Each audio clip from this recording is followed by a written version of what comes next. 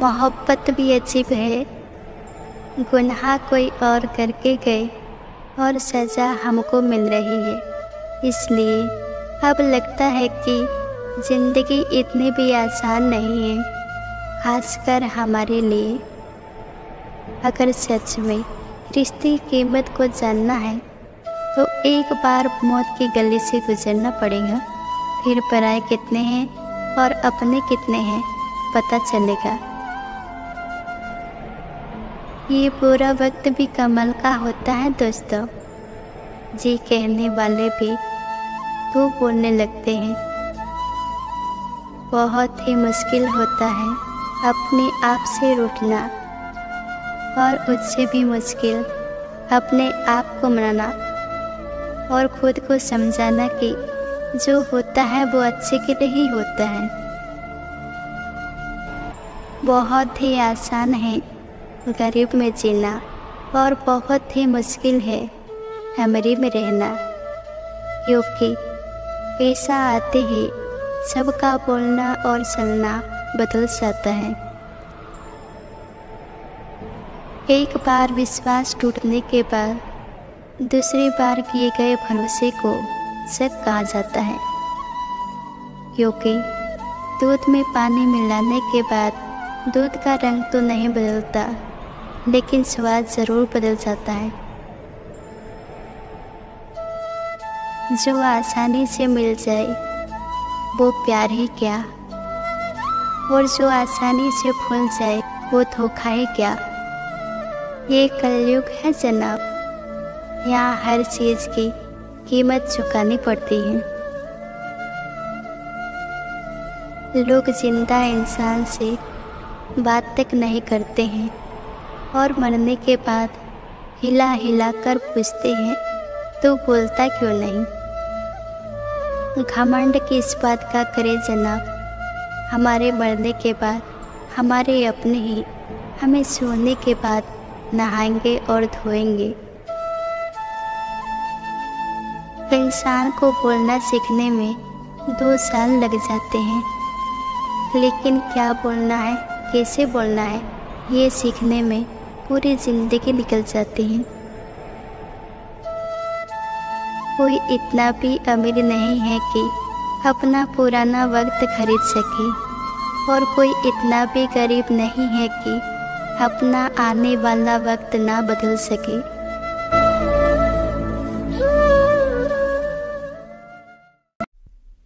ये कहानी काल्पनिक ज़रूर है, लेकिन हमें बहुत कुछ सिखाती है। एक बार श्री कृष्ण भगवान कई सालों के बाद राधा जी से मिले और कहने लगे, हे राधा, इतने सालों के बाद मिली हो तुम मुझे। तुम कुछ अपने सुनाओ और मैं तुम्हें कुछ अपने सुनाता हूँ। प्यार का पहला अक्षर ही अधूरा है, इसलिए शायद हम मिल नहीं सके। राधा, तुम मुझे इतने सालों के बाद मिली हो, क्या तुम मुझे कभी भी याद करती थी? मैं तो तुम्हारी याद में पल पल तड़प रहा था। तुम्हें याद करते ही मेरी आँखों से आंसुओं की धारा बहने लगती थी।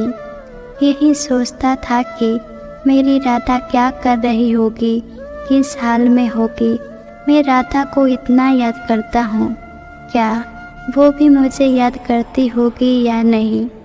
बोलो राधा, बोलो।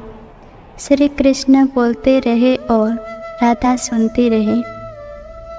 राधा के मुख से एक भी शब्द नहीं निकला, और वो श्री कृष्ण भगवान के सामने देख के मुस्कुराने लगी और धीरे से बोले, मैं तुम्हें कभी भी याद नहीं करती थी कान्हा, और तुम्हारी याद में कभी भी मेरी आँख से एक आंसू की बूंद नहीं गिरी।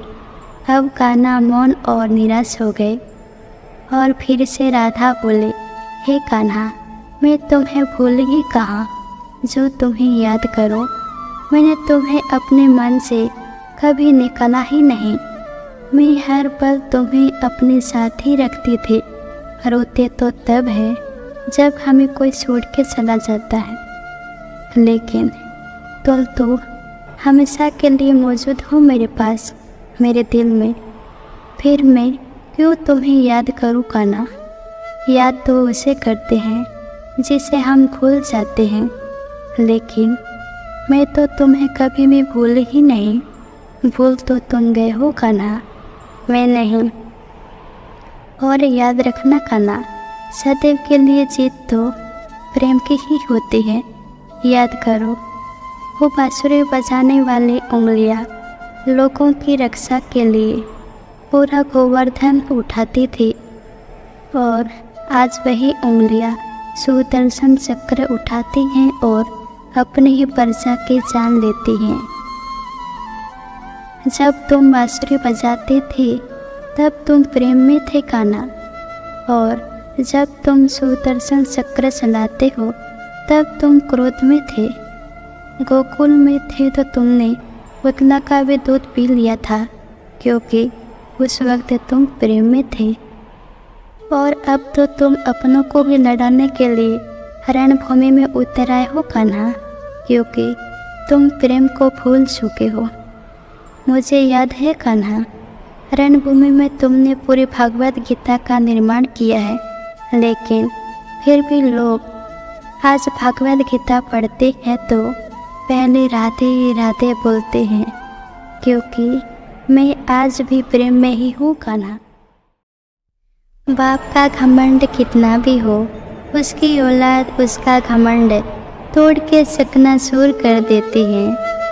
और औलाद का घमंड कितना भी हो, पराए उसे तोड़ के मिट्टी में मिला देते हैं। होती है कई ऐसी कहानियाँ जिसे याद करते ही आंखें रो देती है और होठ हंस देते हैं। और होते हैं कई ऐसे चेहरे जो मिलते हैं हमें हमारी किस्मत से, जिसके आने से हमारी किस्मत ही बदल जाती है। कुल्हाड़ी के घाव से भी शब्दों के घाव ज़्यादा सूखते हैं, जब कुल्हाड़ी भी अपनी हो और इंसान भी अपने।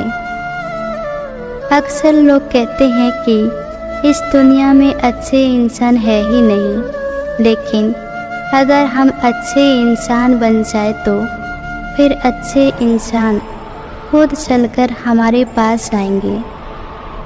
मदद सबकी कीजिए, लेकिन आशा किसी की मत कीजिए, क्योंकि सच्चे मन से की गई मदद की कीमत ईश्वर ही दे सकता है, और वक्त आने पर वो ज़रूर देता है। ज़्यादा बुद्धि वाले और ज़्यादा होशियार लोग अक्सर दुखी रहते हैं। अब मेरा क्या होगा, इससे आगे मैं क्या करूँगा, ऐसा सोचकर। और भगवान पे भरोसा करने वाले इंसान कम दुखी होते हैं। वो कहते हैं, हे ईश्वर, मेरा तन मन धन सब तुझ पे निर्भर। तू जो भी करेगा, जैसा भी करेगा, मेरे लिए अच्छा ही करेगा। तेरे पास तो 1000 हाथ हैं देने के लिए, तो मैं 2 हाथ वाला इंसान क्यों चिंता में रहूं। तू जो भी करेगा मेरा अच्छा ही करेगा। ये जिंदगी बहुत ही छोटी है जनाब, यहाँ रास्ता समझते समझते सफ़र पूरा हो ही जाता है, इसलिए ज़्यादा मत सोचो। आज आपका दिल करे कि यहाँ मुझे जाना है, वो बिना कुछ सोचे चले जाओ, क्योंकि ये काम करने की डोर कभी पूरी नहीं होगी। नहीं तो यूं ही देखते देखते समय पूरा हो जाएगा। बुरा जो देखन में चला, बुरा न मिलिया को, जो दिल खोजा आपना, मुझसे बुरा न कोई। संत कबीर कहते हैं, मैं सबके अंदर बुराई खोजने चला था, लेकिन मुझे कोई भी इंसान नहीं मिला। फिर मैंने अपने आप को देखा तो सारी बुराइयां मेरे अंदर ही हैं। इसलिए किसी को कुछ भी बोलने से पहले अपने आप को देख लो। हमारी गुजराती में एक कहावत है, ना बोलिया ना नो गुम। और एक दूसरी कहावत है, बोले तेना बोर वसाई। जब फिंचून की बातें चल रही हो वहाँ अक्सर चुप रहा करो। जब हमसे बड़ी बातें कर रहे हो तब भी चुप रहा करो और जितना हो सके उतना कम बोला करो। जितना आप कम बोलोगे उतना ही आपके शब्दों का वजन बढ़ेगा। इसे कहते हैं ना बोलना ना नो गो। एक पुरानी टूटी फूटी दीवार थी। उस दीवार में एक बीज कहीं से गिर गया। बीज ने दीवार से कहा, मुझे थोड़ी जगह दे दो तो मैं यहाँ पर अपना थोड़ा सा वक्त गुजार लूँ। दीवार ने सोचा, छोटा सा बीज ही तो है, अब इसे मैं क्या बोलूँ। दीवार ने उस बीज को एक शब्द भी नहीं बोला। कुछ वक्त ऐसे ही बीत गया। फिर धीरे धीरे बारिश का मौसम आया और बारिश होने लगी। फिर धीरे धीरे बीज की शाखाएं फूटने लगी और जैसे जैसे शाखाएं बड़ी होती गई वैसे वैसे उस दीवार को तोड़ती गई और एक दिन पूरी दीवार को बीज ने तोड़ दिया। तब दीवार मन ही मन सोचने लगी, अगर उसी वक्त मैंने उस बीज को मना कर दिया होता तो आज मुझे ये दिन नहीं दिखना पड़ता। अगर आपको लगे कि यहाँ मुझे बोलने की ज़रूरत है, वहाँ पर बेफिक्र होकर के बोलो। अगर आपके शब्दों की ज़रूरत है फिर भी आप चुप रहोगे तो यकीन मानिए आपकी हालत भी उस दीवार की तरह हो जाएगी। ऐसा कभी मत सोचो कि मैं हर वक्त दुखी ही रहूँगा, और ऐसा भी मत सोचो कि मेरा अच्छा वक्त कभी नहीं आएगा, क्योंकि अंधेरे के बाद रोशनी ज़रूर आती है और पूरी सृष्टि को रोशन कर देती हैं। ऐसे ही बुरे वक्त के बाद अच्छा वक्त ज़रूर आता है।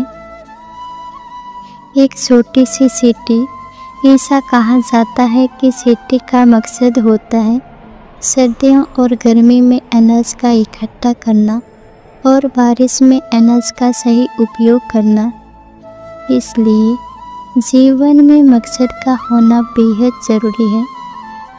बिना मकसद वाला इंसान जैसे आधे समुंदर में फंसी हुई नाव के समान है, जो आगे तो जा रही है लेकिन कहाँ जा रही है वो उसे खुद को नहीं मालूम। चमकना तो हर कोई चाहता है, लेकिन सूरज की तरह जलना कोई नहीं चाहता। बस अपना काम लगातार करते रहिए, क्योंकि बहती हुई नदी ने आज तक कभी ये नहीं कहा कि समंदर कितना दूर है। कभी भी गलती हो जाए तो डरो मत। गलती से जो अनुभव मिलता है वो ही तो है सबसे ज़रूरी, क्योंकि अक्सर कहा जाता है कि जितनी अकल काजू बादाम खाने से नहीं आती, उससे 3 गुना अकल अनुभव से आती है। लोग क्या कहेंगे ये सोचना छोड़ दो, क्योंकि इस दुनिया में अगर आप गरीबी में रहोगे तो लोग बोलेंगे हमें पहले से ही मालूम था, तो कुछ नहीं कर पाएगा।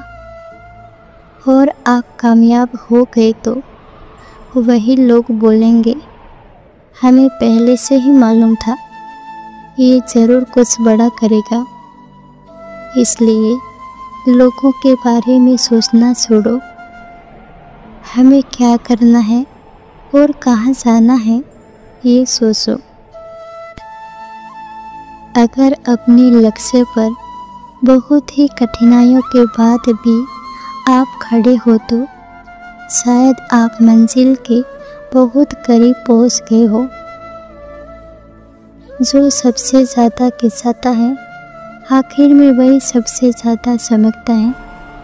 कोयला और हीरा एक ही पत्थर से बनते हैं, लेकिन कोयला ज़्यादा घिसाता नहीं, इसलिए उसकी कीमत हीरे से लाख गुना कम होती है। एक सपना होता है और एक होता है मकसद, लेकिन दोनों में आसमान ज़मीन का फर्क होता है। सपने सिर्फ देखे जाते हैं, और मकसद पूरे किए जाते हैं। तय आपको करना है, आपका सपना है या मकसद। अगर आपका मकसद बड़ा है तो समय भी ज़्यादा जाएगा, क्योंकि घर से ज़्यादा महल बनने में वक्त लगता है। आलसी लोगों के लिए 2022, 23 और 24 ऐसे मुफ्त में साल चले गए, लेकिन साहसी लोगों के लिए 2025, 26 और 27 ये साल आने वाले हैं और ये साल ज़रूर एक अनोखा मोड़ लेके आएंगे। इंसान कहता है कि मैं कुछ हूँ और ईश्वर समझाता है कि तेरे से आगे बहुत कुछ है। इंसान कहता है कि मैं हूँ तभी ये सब मुमकिन है, और इंसानियत ये कहती है कि तू ना हो तब भी ये सब मुमकिन है। इंसान कहता है कि मैं मर गया तो इन लोगों का क्या होगा, और ईश्वर कहता है कि तेरे दादा और परदादा भी ऐसा ही कहते थे। किस बात का घमंड साहब, 2 दिन की जिंदगी है और 2 दिन का मेला। बंद हाथ करके आया था और खाली हाथ जाएगा। 2.5 किलो की काया लेके आया था और 1.5 किलो की राख छोड़ के जाएगा। जीवन ऐसे जियो कि तुम कल मरने वाले हो, और जीवन से सीखना है तो ऐसा सीखो कि तुम हमेशा के लिए जीने वाले हो। अच्छे के साथ अच्छा ही कीजिए, लेकिन बुरे के साथ भी गलत मत कीजिए, क्योंकि कमल अक्सर कीचड़ में ही खिलता है।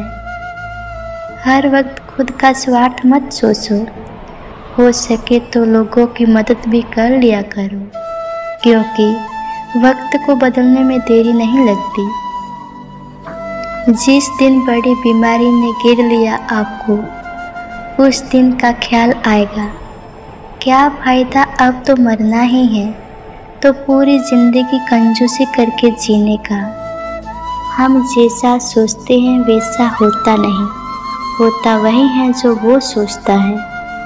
अगर हमारी सोच से सब होता तो आज हम यहाँ थोड़ी ना होते।